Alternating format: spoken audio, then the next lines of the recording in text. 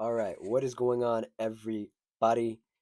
A bit of a different video, uh, the first of many for the WNBA 2025 season. We're going to preview this season. We're going to talk about best teams, the worst teams, my predictions, MVP, Defensive Player of the Year, some big offseason moves for some teams, obviously a little bit of the draft class, and all that good stuff. I have a whole WNBA playlist if you want to catch up on some of my opinions and everything. I'll put a card in the top right corner. You can click it, it'll take you right to the playlist. Click a video, watch a video or two, or just stay and watch this one. That'd be really cool too. Just at the top here, I want to say, as a WNBA fan of 8 or 9 years now, 8 or 9 seasons, um, I'm a bit different when it comes to my opinion of the WNBA. I love the women's game. The way it's grown since I started watching till now is amazing, and I do have some different opinions to other contemporaries and other people that talk about the WNBA. I just want everybody to know right here at the top that it does come from a place of love. It comes from a place of wanting the game to get better. So throughout the course of this video and throughout the course of this season, if I say something that you don't like, just know it comes from a place of positive criticism. I'm not going to sugarcoat things. I'm not going to be um, protective of any player particularly. I am a Las Vegas Aces fan. I was a fan when they were the San Antonio Stars, way back then. It feels like a decade ago at this point. Um, but yeah, I just want to put that here right at the top. I am a fan. I will be critical. I will be harsh. But it comes from a place of wanting to see the women's game grow and um, get to a point where it's equal to the men's game. So if you like what I have to say, like the video. If you have your own opinions, comment them down below. And if you just like the vibes, consider subscribing. And if you just like my WNBA videos, consider subscribing. I have WNBA videos. I have NBA videos. I have college videos. I have all sorts of content about basketball. It's my love, it's my passion, and we'll talk about the WNBA all season. And this will be the first video. Getting into just everything. Right now, as of today, as of I'm recording this, the WNBA season will start Friday, May 16th. It will be the 29th season of the WNBA. Crazy, 29 seasons of the women's game being at this on a professional level. um, I love this time of year because it's a good way to start the season. May, you get to get all the good games. There is a bit of a change in the season, however. Um, these ladies this year will play 44 games in total, a improvement from last year, or a what do you call it? What's the word? A jump from last year. They played a little less games last year. They've just bumped it up this year in the off season. They'll play 22 home games, 22 away games. They will also be the WNBA's Commissioner Cup. That's been very well received, so well received that the NBA took a page out of WNBA's book and did their own NBA Cup. That's been mixed reviews in the WNBA. It's a bit more exciting, I should say.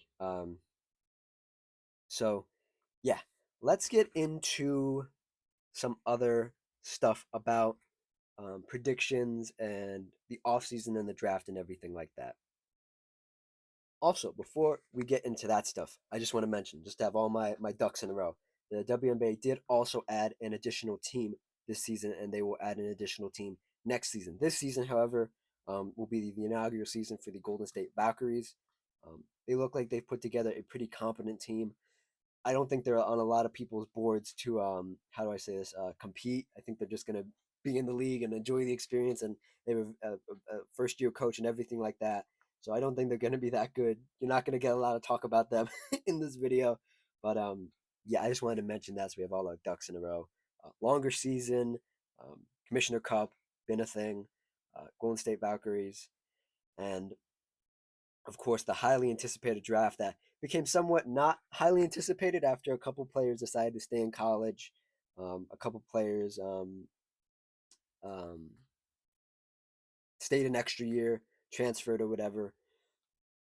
But to go over the draft very quickly, some people at the top here. We also have to talk about some injuries, unfortunately. Um, Paige Becker's the number one pick for the Dallas Wings. I have my various opinions on her. uh, Her opinion is about her game transferring to the professional level. Um, Dominique Mongola, who I'm very high on, the French prospect, the center. Um, I'm going in order, by the way, from the one pick to whatever I feel like. Sonia Citron, don't have a lot of opinions on her. Kiki Franey, um, LSU girl, I believe, right? Let me see here. Pardon me, USC girl. Those three-letter acronyms get me. I like her. I like her. I like her a lot. Let's see here. Who else is here? Oh, this is the this is the name I love. I love to say the girl from Lithuania, the shooting guard from Lithuania, Jostis Josite. Yeah, what a name! I love that name. I can barely pronounce it. Don't know much about her. Apparently, she's very very good for her age. She's been professional um, for a long time, playing alongside Dominique Mongola on the French team, French professional team. I take people's word that she's good. And the last one of note here, of real note, is Georgia Amore, who sustained an injury, an ACL injury, in practice, I believe, and will miss the whole season. So that's a rough blow um, for the Washington Mystics. Really, really rough blow. I wasn't very high on her. I thought her height really was going to prevent her from having a really good rookie year, but you hate to see an injury happen. Anise Morrow, uh, Sanaya Rivers, the next two picks, both to Connecticut. I really want Sanaya to end up in Los Angeles. I thought her and Kelsey Plum would have made a great backcourt. Unfortunately, she ended up in Connecticut, where I don't think Connecticut's going to be that good this season. They sold off all their assets from the previous season, kind of rebuilt on the fly, and are rebuilding essentially. Um, Sarah Barker ended up going to Los Angeles. Um, I'm not gonna try to pronounce that Slovenian name. Oh boy, this is gonna be fun. I also forgot to mention, I'm very bad with names sometimes. If I see a name and I haven't heard anybody say it, I cannot read it. I'm an auditory learner. Chicago got the 10th pick, took a power forward, and then the other, I guess the more highly touted pick that Chicago took was Haley Van Lith, the point guard, who I thought maybe wasn't a professional basketball player. Um, Haley is a polarizing figure in the sense of she has a lot of good about her game, but she also has a lot of like um, very obvious like flaws that will in the WNBA it's a little different than the NBA. Well, I guess it's not so much different now. That like if you're small and you can get exposed on defense and you really don't bring anything else, besides a little bit of offense, you really don't have a spot in the league unless you want to play spot minutes in the league, in any basketball league in this day and age, because it's all about switching. It's all about um, playing good defense. And I'm not saying Haley's not a good defender, but I think it's just a little bit more difficult in the WNBA for those people to find minutes if you're not that sort of player. Um, and Isaiah James from NC State with the 12th pick, and that was the end of the first round. Just giving you guys a little overall view of the draft. I guess now we should talk about, since we talked about the draft, we should just talk about Rookie of the Year, right? We should just jump right into that. I think that's a good idea. I've listened to a few clips and a few podcasts about the WNBA and the season coming up and all this stuff, and the overwhelming consensus is that the media is just going to vote for Paige Beckers no matter what. Um, and people are obviously very high on her for obvious reasons. She played her butt off in the national tournament and in the national championship game, and she's gone through a lot of ups and downs, and I think that that was very obvious. I don't think she or the UConn coach Gina Oriema hid that. There were a lot of struggles. There were a lot of ups and downs. There were a lot of times Paige could have left and just gone to the draft, but she wanted to see it out. And she was a woman of her word, and she brought UConn their first championship in a while. and now to come to the professional league and play, it's a bit different. Um, there are some things about Paige's game that stick out to me in the sense of she can be very passive, and I think this first season is going to be very hard for her in the sense of sometimes you're not going to be able to get your shot off like you used to. She is a distributor of the ball. She does play a more traditional point guard role in the sense of like calling back to the NBA, a Steve Nash role, a Chris Paul role, where you're more you're more of pass first than score first, even though you have even though you are a bucket. I think I don't want. I hate to say. I think she's a little bit overhyped. I think the situation in Dallas is very tentative in the sense of the coach is really going to have to learn what Paige likes, and if they want Paige to be the face of this team, Paige is going to have to earn it. You have the likes of Enrique Agumbawale, who's been in the league and has been so underrated for the past couple years. I've always liked her game. Enrique is a baller. She is a gamer. Um, very very underrated because the team has been, to be quite honest, has been ass. The team has been really really bad this year, or not this year, the previous years. Um, let's see. Let me find Enrique's stats here for you guys so you can get a picture. Yeah, drafted in 2019. Um, her best season, her best seasons, I should say, were 2020 and then 2024. Um, averaging 22 points in both seasons. Um, one steal, two steals last year. Um, three assists through a majority of her career, and then 2023, 2024, five assists. I expect those to go down a little bit. Rebounding is up for Enrique, and the turnovers have gone up too, which is a given. But I think those will go down as her assists go down because Paige is there, and she's managed to put together some pretty healthy season. The only non-healthy season was 2022 was 2020 where she played 22 games, and I don't know if that was because of the you dig that we don't talk about in 2020. That might have been the season was shorter, but I don't think the season was shorter that year. I don't remember, to be quite honest. So she might that might have been a full season. I don't know. I don't quite remember. So she's been relatively healthy. She's played 195 games, which is really good. Um, saying all that about Enrique, Enrique is going to it's going to be a give and pull situation with Enrique and Paige in the backcourt. It really is.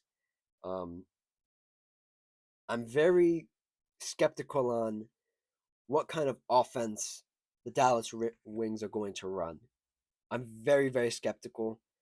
I don't I don't think it should devolve into, oh well, let's just let Paige and Enrique and their other acquisition in the offseason, Dejanay Carrington, who's also a good player, um, run the offense and everybody else just stand around. I don't think it need if it devolves into that, then this is going to be a really bad season for this team. Um, saying all that, I don't think I agree with the people saying Paige is going to win Rookie of the Year no matter what. Similar to last year where Caitlin Clark was going to win it no matter what, whether she had just an okay season and the team was good, or she was bad and the team was good. These types of players are going to win it. They're so hyped. They're so plastered on the media, everywhere. Everybody knows their name, and they deserve that. I'm not saying they don't deserve that, but in the sense of if they have a bad season, if they have a good season, and again, all the stuff I said before, I think there needs to be more of a conversation and more of a diversification of other players who could possibly win it. My pick for Rookie of the Year is a second pick, Dominique Mongola. From everything that I've heard in the clips I've seen, she's pro ready. She's been a pro, and when you have already been a pro and been in pro leagues and played in um, big games and are committed to this lifestyle, because this is a lifestyle for some. players, it's hard to go from the amateur league, the college, which isn't really amateur anymore, to the professional league is hard because everything is paced out for you. Everything is done for you. We have to do it. We watch film. We do this. We do that. We do that, and it's in succession. When you go to the pro leagues, you're on your own for a lot of that. You have practice. You have a walkthrough, maybe. You do some film, and that's it. The rest of the day is yours. You get to pick what you do. Do you put in the work, or do you sit at the hotel? Do you do the work, or do you go to the club? You know, these are things I'm, I'm, I'm skeptical of every rookie who wants it. Um, that being said, just talking about the Dallas Wings and the Seattle Storm, as I alluded to, whether you have a bad season, the team's good, or you have a good season, the team's bad.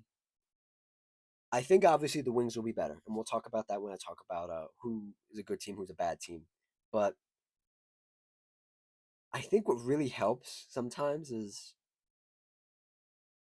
you being the guy or the woman, I should say, on the team, um, and putting some great performances out there.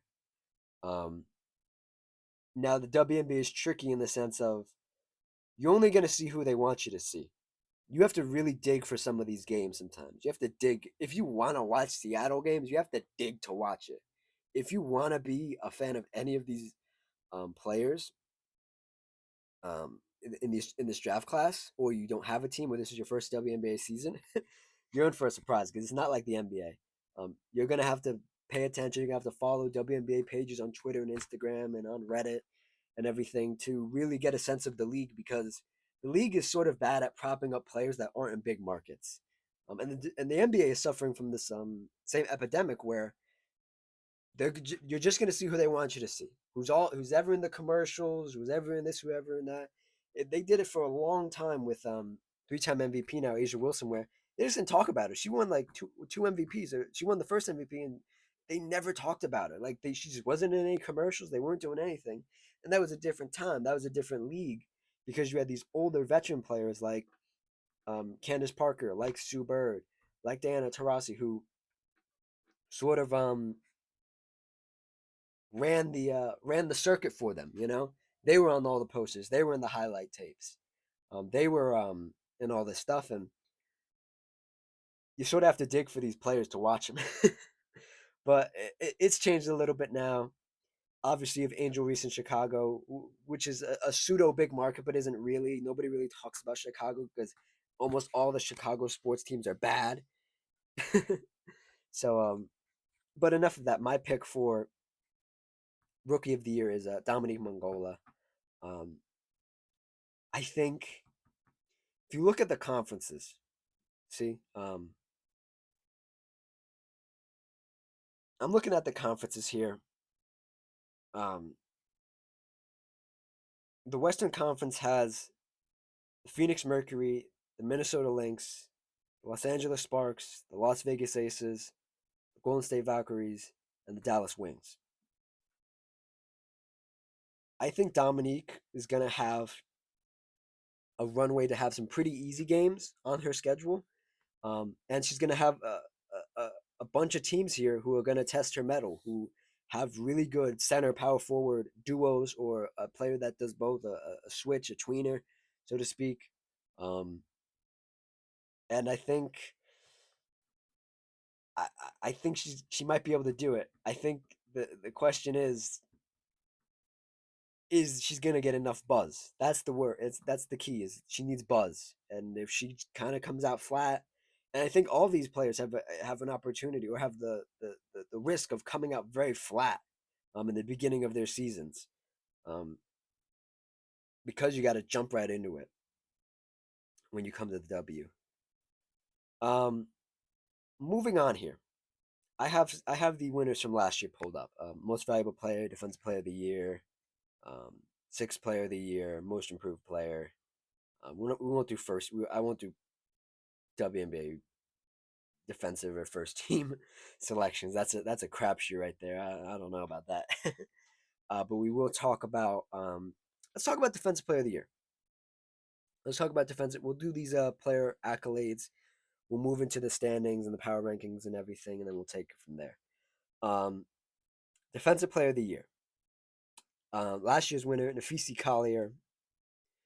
Um, really good year defensively. Monster year last year. Um, who do I think could win it this year? I think just looking at some teams, looking at some players here. I think I think coming off a championship year and being in the market that she's in, I think the New York Liberty forward John Quill Jones has a really good chance. How old is John Quill? She's been in the league a minute now. Been in the league a minute. Um, Eighth season in the league. She's 31. She almost averaged a steal last year too. Hmm. Yeah, I think I'm gonna. It's sort of. I think it's sort of easy to pick a big to win a defensive player of the year because you kind of look at blocks and steals. And personally, as a watcher of basketball, I don't think rebounds should count for defensive player of the year. I think it's so stupid that we use we use rebounds to quantify defense. When don't get me wrong, rebounds are important, but to sit there and be like, well, a guy who averages 9 rebounds to a person who averages 5 is the better defender. It's so stupid. It's like I don't care. You have to look at the whole team. If they have a point guard, a tall point guard who averages 10 rebounds, guess where those other rebounds are going? They're going to the point guard. You know. So I think the season's gonna be really interesting. I don't see I don't see any guard that really jumps out to me this year for defensive player of the year. Even though I really like to pick guards for defensive player of the year, I think the easy thing to do ooh, is to pick John Quill Jones. I think if Aaliyah Boston can find her footing and get even more comfortable in Indiana for the Fever, she averaged 2 steals last year. If she can get a couple more blocks on the books, she could be in that conversation as well. Um, this will be her third year in the league. Um, 2 blocks, 1 steal last year. Oof. That's really that's how do I say this? That's really intriguing right there. So yeah, I would put it between those two right now. Derica Hamby's always in this conversation. I'm not the biggest Derica Hamby fan. I think she's just I don't want to get into it. But yeah, give me Aaliyah Boston and give me John Cole Jones for defense player of the year. I think that's those are good picks. Um, Moving into what I would consider the hardest award in both leagues, in the NBA and in the WNBA. Most valuable player. Um, Obviously, I have some bias here. I think Asia Wilson's the best player in the league. I think she's just all world. I think she's already one of the greatest WN players of all time. Um, I have some bias here. Um, but I think I hate to be so like critical, but like I think like I really think the league has improved so much, and I think there are just so many options when it comes to really good players and being in this conversation. Some people think Nafisi Collier should have won MVP. There's been constant buzz for Sabrina Ionescu of the Liberty to win it. She's never put up the numbers. She's never really played enough games to. I should say not played enough games, not played enough impactful games. Get that buzz, get that real buzz. I think there's going to be a lot of buzz for her this year, especially coming off a championship year last year, and in the fashion they did it. But man, I think there's going to be real voter fatigue for Asia. I don't think she can get the fourth. The fourth is so hard to get. Um, or even the third is hard to get as well. 3 MVPs is hard to get. They'll literally just lock you out of the award if you're too good. They're just like, oh, they do this all the time, you know. Um, but Nafisi Collier, obviously of the Minnesota Lynx, will be in that conversation again.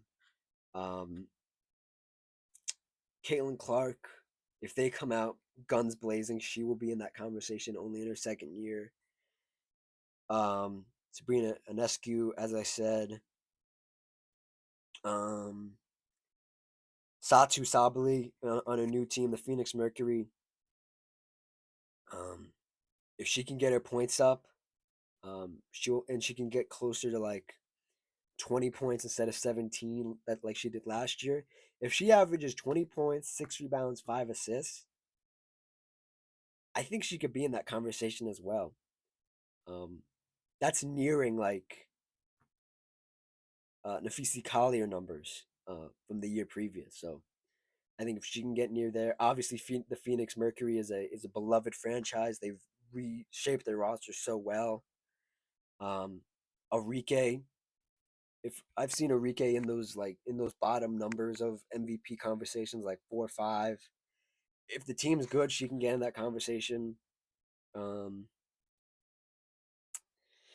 Jewel Lloyd coming onto a championship team in the Aces this offseason, she could be in that conversation. I really think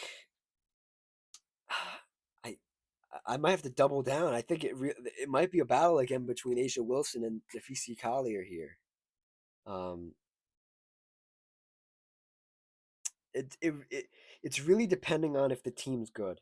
Because your team sucks, you can't win MVP. You absolutely can't win MVP. The only time that's really happened in my recent memory is like Russell Westbrook when he was averaging a triple double, and the team wasn't even bad. They made the playoffs.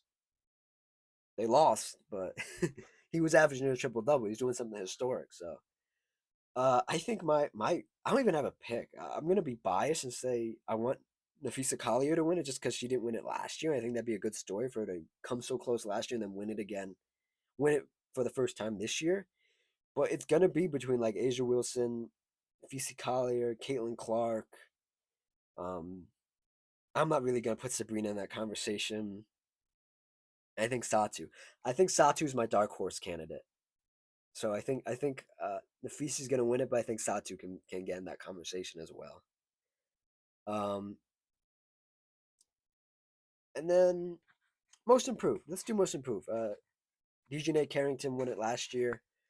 Um, obviously on a new team, she can't win it again. If she does win it again, then she must have done something crazy. Um, let me see here. I think coming off of last year, there are a bunch of good guesses here. And I should preface this my pick with this. As a fan of basketball in general, I do not think this is so ridiculous that the NBA started doing this. I hope it doesn't happen in the WNBA. Is that a second year player should not win most improved? You should never win most improved. It's ridiculous that it's ridiculous that you think that a rookie is not going to make a jump in their second year. It's ridiculous. And you just give them most improved.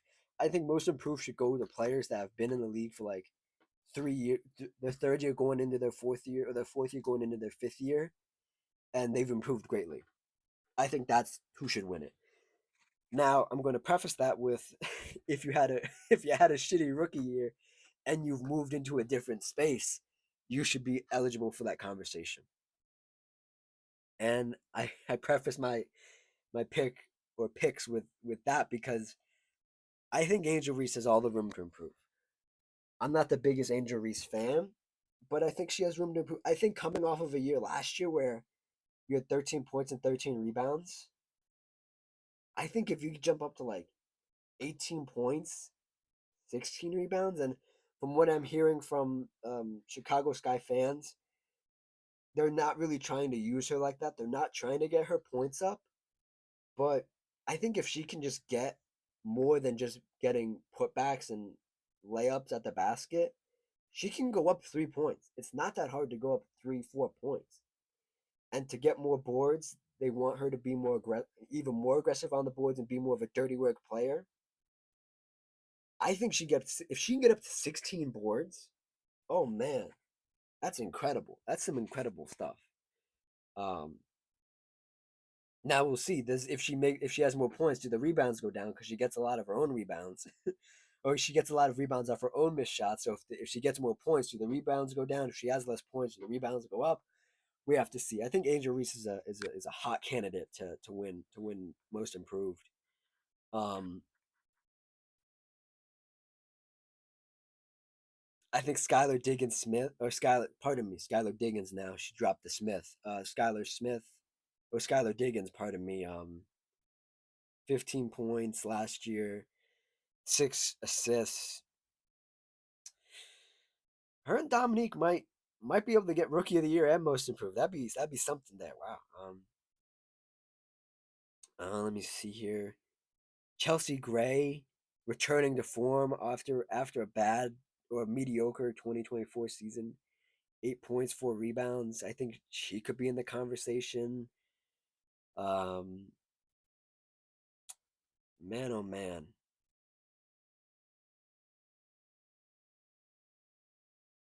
Kelsey Plum in a new situation. She's already won Most Improved Player though, so I don't think she can win it again. Like I said. Um, yeah, I think that's it, man. I think you're gonna have to look at some of these older players, Skylar Diggins, um, Chelsea Gray, and obviously the young gun, Angel Reese. I think I'm not the biggest Angel Reese fan, but I think if she can up her rebounds and points by 3 or 4, I think that's really good. And if she can up her percentages, I think that's also good. So yeah, give me Angel Reese. I won't hate on Angel Reese too much. If I had this channel last year, you guys would have heard a lot of hate about Angel Reese. Let me tell you. Um, Nevertheless, let's jump into who I think the good teams are going to be, who the bad teams are going to be, and then we'll get out of here. Because it's a full season preview, and we're going to get into it. Um, Coming off of last year, we'll talk. Well, let me preface this with this conversation. This conversation. Let me preface this conversation with this.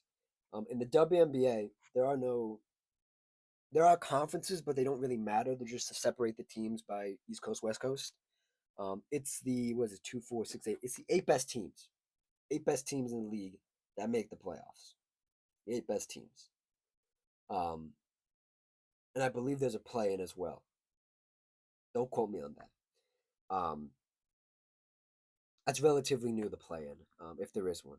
I don't. The WNBA and the NBA blends together for me sometimes. So the 8 best teams make it. So there has to be 8 really good teams that make the playoffs, and then there has to be everybody else, either just mediocre or bad. Um, Going to BetMGM for power rankings here. Um, they have. We're gonna go in order here. So the 8 best teams, right? This is the best 8 teams according to BetMGM, right? They have the Liberty at 1, the Lynx at 2, the Fever at 3, the Aces at 4, the Dream at 5, the Storm at 6, the Mercury at 7, and the Sparks at 8. Do I disagree with any of these anywhere? Hmm. It's hard to say that I do. I really, I'm gonna be honest here. I don't see what people see in the Atlanta Dream. I really don't. If they're this high at 5, I would be very, very impressed with that team. I would be so impressed with this team. Obviously, they added longtime Phoenix Sun and or Phoenix Mercury lifer, and a really good center, an all-time center, and Brittany Griner. It's her first team, um, different team in the Atlanta Dream. She played for Phoenix Mercury for a long, long, long time. Finally moved on. I'm gonna be honest. This is my first hot take of the year. Welcome to my first hot take. Brittany Griner's not that good anymore. Not that good. I think she puts up numbers, but does it lead to winning? I don't really think so anymore. I don't really think so. Pin me to the cross if you disagree, but I don't think so. The Storm being at 6 is also impressive. Um, I think that the top is fine. The Liberty, the Lynx, the Fever, the Aces. I think that's pretty much. It's not going to shake out exactly in that order, but I think that's the most competent teams roster roster wise and coaching wise. Obviously, Stephanie White is it's going to be her first year as the I think it's Stephanie, right? Stephanie White is going to be her first year. Coach White as the as the Mercury. Damn the Fever's head coach. So we're gonna have to see how she. It's not her first coaching gig, but it's her first season with that team. Um, Obviously, when you have a star like Caitlin Clark and the additions you've brought in this offseason, um, let's see. Let me tell you guys who they brought in. Let me tell you guys who they brought in. They brought in Dewana Bonner. That's a name I remember from this off season. They brought in Sophie Cunningham, controversial player. Obviously, you're relying on Aaliyah Boston and Caitlin Clark to take that next step. Kelsey Mitchell returning, hopefully for another good year. Brianna Turner. So you have a lot of veterans you've brought in on this Fever team. So I think they're gonna be at the top of the food chain this year.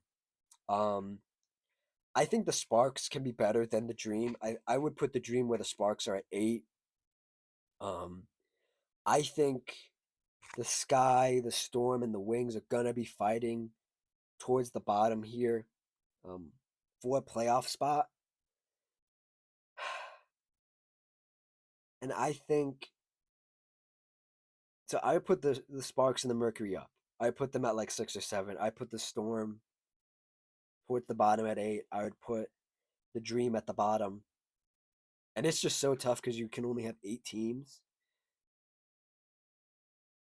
So give me in no particular order. Well, actually, I'll give you an order. Why not?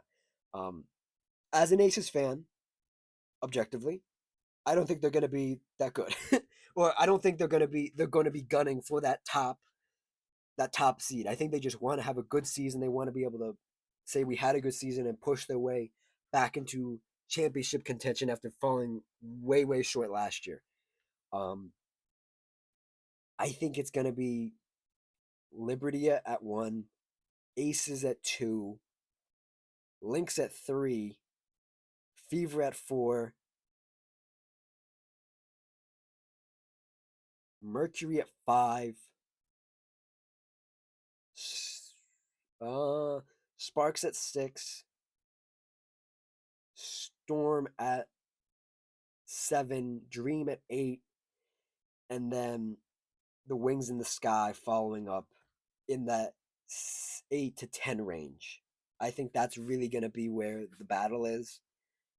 Um, yeah, that's my pick.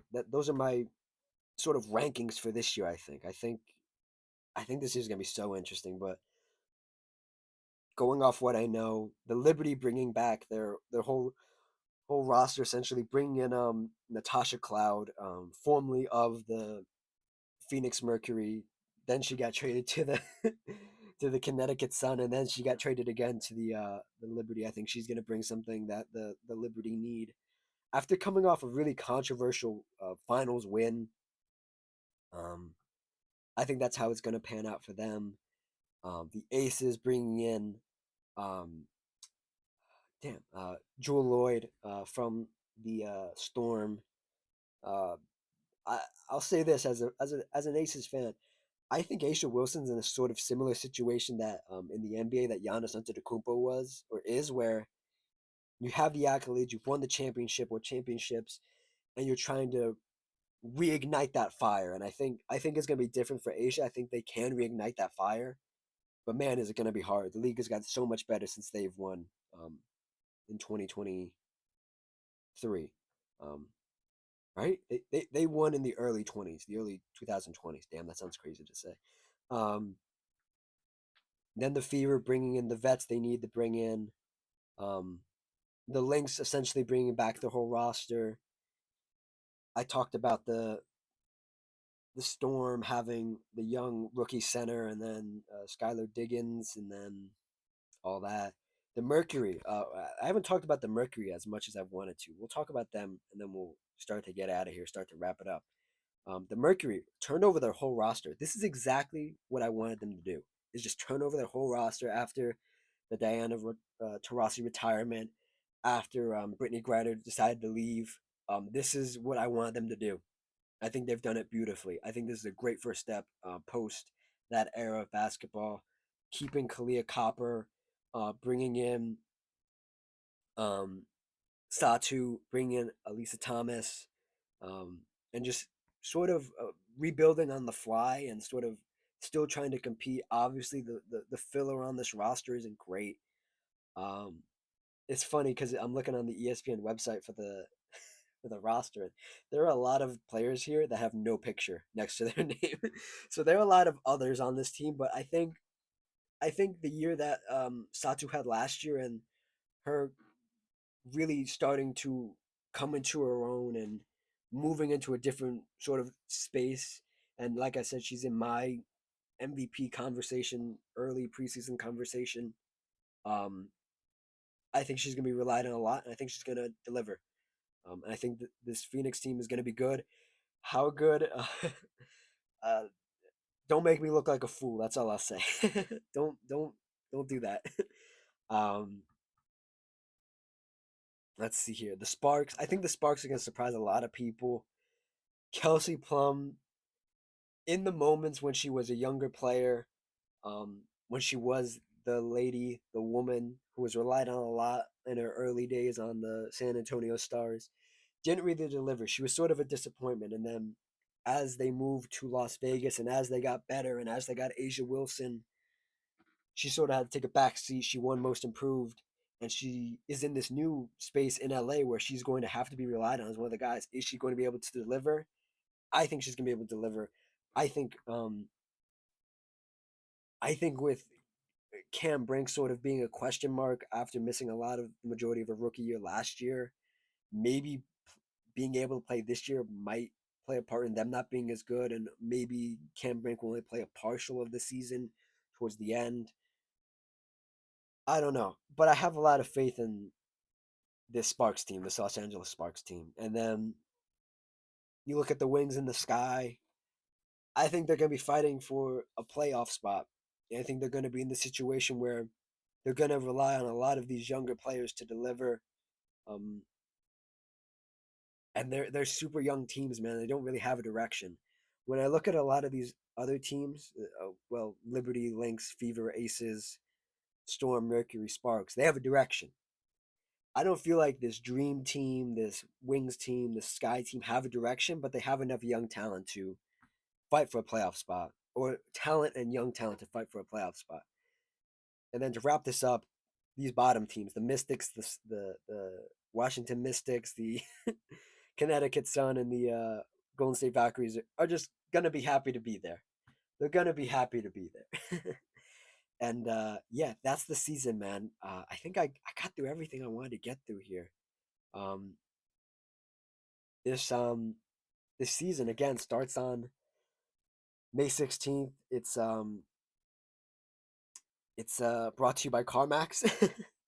um, and yeah, this is gonna be a great season, man. It's gonna be a great season. I'm trying to think if I missed anything here. I don't think I missed anything. Don't think I did. We don't really sixth player of the year is so hard to gauge. You really kind of have to watch the first like month of the season and see who's actually coming off the bench and who's in the running. But yeah, this is the first WNBA video. Um, it's gonna be a great season, man. It's gonna be a great season, and we'll see what this season has to offer. Lots of moving parts. A great draft. A great off season. Um, will the Liberty repeat? Will there be some new contenders, some new playoff hungry team, some team that comes out of the gate hot? We will see. Thank you all for watching. Thank you all for listening. Like, comment, subscribe. Check out that WNBA playlist. Subscribe to the channel, all that good stuff. And yeah, it's gonna be a great season. Yeah, I will see you all next time. Cheers.